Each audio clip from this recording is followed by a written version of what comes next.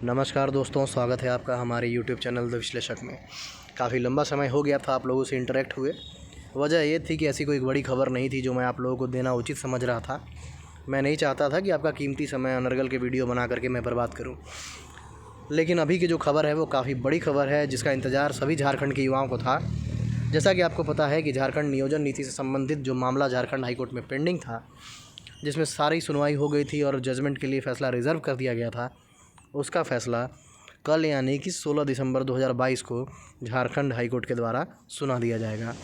जैसा कि आपको पता है कि चीफ जस्टिस 19 तारीख को रिटायर हो रहे हैं, तो कई प्रकार के कयास लगाए जा रहे थे कि उससे पहले ही जो फ़ैसला है वो आ जाएगा।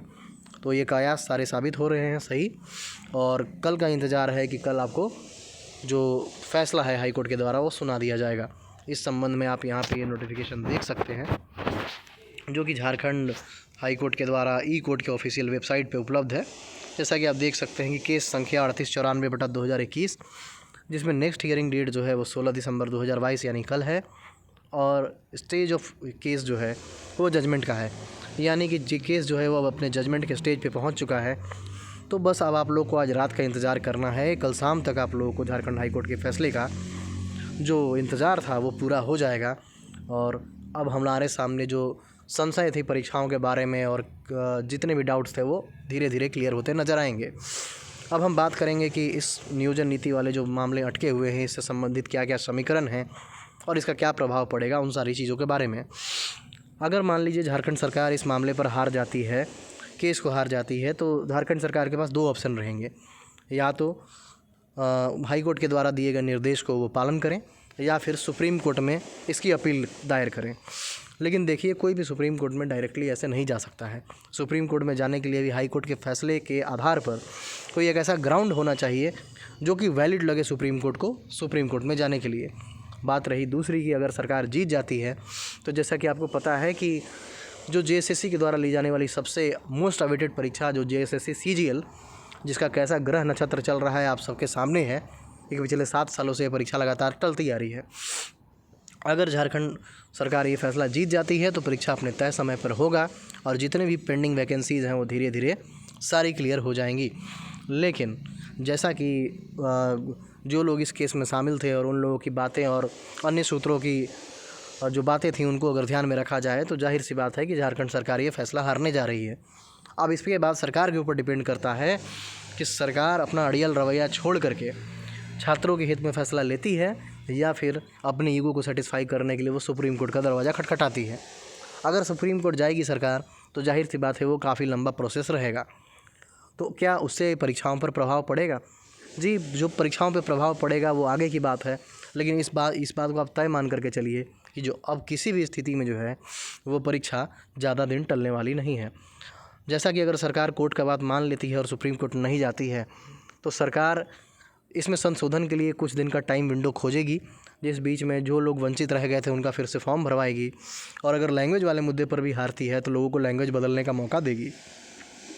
तो ये सारे समीकरण जो हैं हमारे सामने बनते हुए नज़र आ रहे हैं। तो बस अब वेट एंड वॉच की स्थिति है, देखते हैं कल क्या होता है। बाकी आप लोग अपनी पढ़ाई को जारी रखें, क्योंकि आपको जैसे पता है कि 2024 में चुनाव है, तो 2023 जो है वो बफर जोन है सब लोगों के लिए। तो वहाँ पे सब लोग बहुत बढ़िया से खेलना चाहते हैं।